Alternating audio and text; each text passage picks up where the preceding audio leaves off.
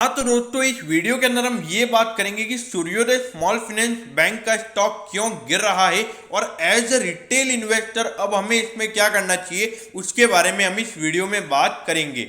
चलिए शुरू करते हैं। तो देखिए सूर्योदय स्मॉल फाइनेंस बैंक क्यों गिर रहा है, इसका जो पहला रीजन है वो है बैंक की एसेट क्वालिटी। अगर हम बैंक के ग्रॉस एनपीए के नंबर की अगर हम बात करेंगे तो अराउंड 9% का बैंक का ग्रॉस एनपीए का नंबर निकल कर आता है। और अगर हम उसके अलावा अगर जो नेट एनपीए मतलब जो बैंक की प्रोविजनिंग हो जाती है उसके बाद अगर हम उस नंबर की बात करें तो वो नंबर भी अराउंड 4 से 5% के लगभग निकल कर आता है। देखिए जब भी ये जो एनपीए का नंबर है, खास करके जो ग्रॉस एनपीए का नंबर है, जब 5% से ऊपर चला जाता है तो वहां पे मार्केट उसे बिल्कुल नेगेटिव वे में लेता है। क्योंकि देखिए जो बैंक के जो एसेट्स हैं यानी कि जो लोन्स है वो अभी बैड लोन्स में कन्वर्ट हो रहे हैं, तो आने वाले टाइम पे बैंक के लिए इसके लिए प्रेशर बना रह सकता है क्योंकि बैंक को ज्यादा प्रोविजनिंग करनी पड़ेगी। तो अगर बैंक ज्यादा प्रोविजनिंग करेगा तो ज्यादा प्रॉफिट कैसे कमाएगा, यानी कि अगर बैंक का जो ऑपरेटिंग प्रॉफिट होगा वो अगर प्रोविजनिंग में चला जाएगा तो उसमें बैंक नेट प्रॉफिट ज्यादा कैसे बचाएगा। तो ये एक इश्यू अभी हमें स्मॉल फाइनेंस बैंक में नजर आ रहा है। तो देखिए यहां पर एज अ रिटेल इन्वेस्टर क्या करना चाहिए। देखिए एसेट क्वालिटी तो है ही, लेकिन देखिए एक चीज हमें समझनी होगी कि स्मॉल फाइनेंस बैंक के जो मेन कस्टमर्स है वो रूरल एरियाज वाले, इनके अर्बन एरियाज वाले जो कस्टमर्स है इनके ये वो नहीं होते।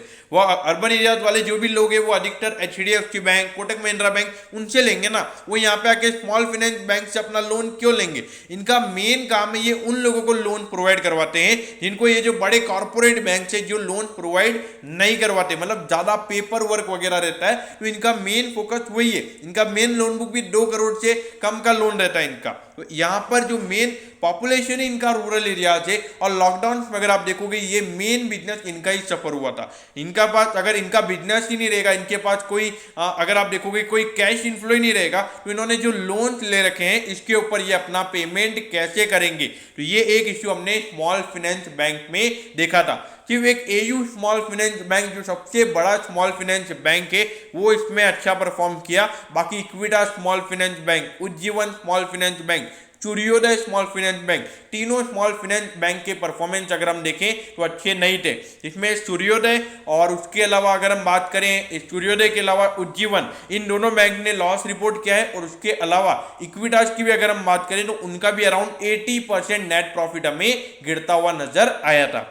अब हमें यहाँ पे क्वेश्चन ये आता है कि क्या ये टेम्पररी है, क्या ये जो हमने जो ये देखा है ये चीजें जो हमने देखी है, जो हमने लॉस देखा है। तो देखिए अगर कोविड का थर्ड वेव नहीं आता है और अगर आप अभी देखोगे जुलाई वाला क्वार्टर नॉर्मल था, अगस्त भी अगर आधा निकल चुका है नॉर्मल क्वार्टर है, और अगर सितंबर भी नॉर्मल क्वार्टर निकलता है तो वहां पे सूर्योदय स्मॉल फाइनेंस बैंक कैसे परफॉर्म करता है ये देखना बहुत जरूरी रहेगा। और अगर वहां पे बैंक अगर प्रॉफिट रिपोर्ट नहीं करता है तो मेरे ख्याल से सूर्योदय स्मॉल फाइनेंस बैंक में इन्वेस्ट नहीं करना चाहिए। हाँ अगर यहाँ पे बैंक की प्रॉफिटेबिलिटी अच्छी होती है और जो प्रोविजनिंग का नंबर है वो अगर बैंक का कम निकल कर आता है और अराउंड 100 से 150 करोड़ का प्रॉफिट अगर बैंक रिपोर्ट करता है तो मेरे ख्याल से लॉन्ग टर्म के लिए सूर्योदय स्मॉल फाइनेंस बैंक अच्छा नजर आता है। अब इसके अलावा भी अगर आप देखोगे कि यहाँ पे जो रिस्क है वो भी बहुत ज्यादा हमें नजर आते हैं क्योंकि आने वाले टाइम पे 2-3 स्मॉल फाइनेंस बैंक और लिस्ट हो सकते हैं और अभी already 4 small finance bank listed हैं। तो इन्वेस्टर्स के बाद बहुत ज्यादा ऑप्शंस अवेलेबल होंगे। तो अगर कोई भी क्वार्टर में अगर कोई भी स्मॉल फाइनेंस बैंक अच्छा परफॉर्म नहीं करता है तो उसमें से पैसा निकलकर जो स्मॉल फाइनेंस बैंक अच्छा परफॉर्म कर रहे हैं वहां पे पैसा जा सकता है।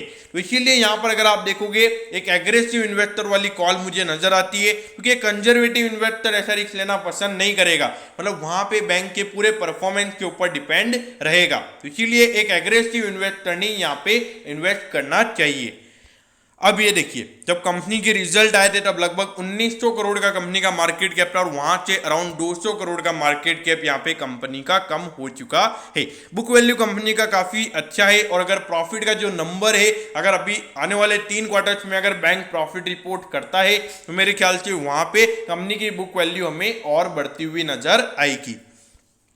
अब ये देखिए मैं ऐसा क्यों बोल रहा हूँ कि नॉर्मल सिचुएशन में बैंक ऐसा परफॉर्म कर रहा है, ये देखना क्यों जरूरी है। क्योंकि ये देखिए पिछले 3 साल का यानी कि 18, 19, 20 का परफॉर्मेंस अगर आप देखोगे तो यहाँ पे कंपनी का रेवेन्यू ग्रोथ भी बहुत अच्छा है और जो प्रॉफिटेबिलिटी ग्रोथ है वो भी कंपनी का हमने बहुत अच्छा देखा है। तो इसीलिए मेरा ये मानना है कि जो नॉर्मल सिचुएशन में अगर बैंक अच्छा परफॉर्म करने लग जाता है तो वहां पे मुझे लॉन्ग टर्म में इस बैंक में कोई इश्यू नजर नहीं आते। देखिए स्मॉल फाइनेंस बैंक है, इनका जो मेन कस्टमर बेस है उनके पास अगर पैसा ही नहीं आएगा तो वो पैसा कैसे देंगे। लेकिन देखिए इनका ऐसा नहीं होता कि पूरा बैड लोन, यानी कि अगर जैसे कोई कॉर्पोरेट लोन अगर कोई दे रहा है तो उसके अंदर अगर वो भाग जाते हैं या फिर वो कंपनी बैंकरप्ट हो जाती है, ऐसे इश्यूज होते हैं। लेकिन इनका जो मेन कस्टमर बेस है वो ऐसे बैंकरप्ट वगैरह नहीं होते। मेरे ख्याल से भले 90 डेज के बाद बैंक का रूल होता है कि उनको वो बैड लोन के फॉर्म में उनको दिखाना पड़ता है। लेकिन मुझे ऐसा लगता है कि आने वाले टाइम पे जब उनके पास पैसा आएगा, जो इनके कस्टमर बेस है जिन्होंने लोन ले रखे हैं, वो अपना पहला जो बचा हुआ लोन है उसको भी वो वहां पे अपना चुकाना पसंद करेंगे। तो इसीलिए आने वाले क्वार्टर्स में हमें देखना चाहिए कि बैंक कैसे परफॉर्म करता है। अब ये देखिए 160 पे ये स्टॉक अभी ट्रेड हो रहा है और लगभग 305 का इस आईपीओ का इश्यू प्राइस था।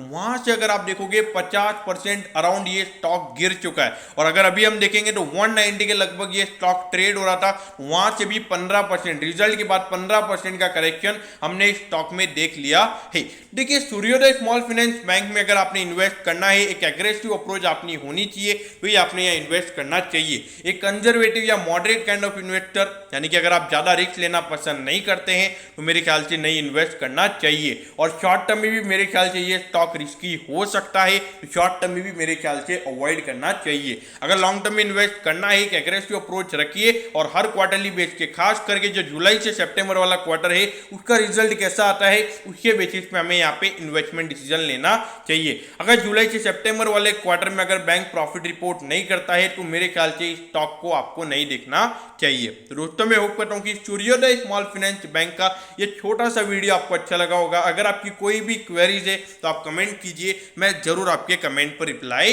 करूंगा। ओके दोस्तों, thank you, have a nice day.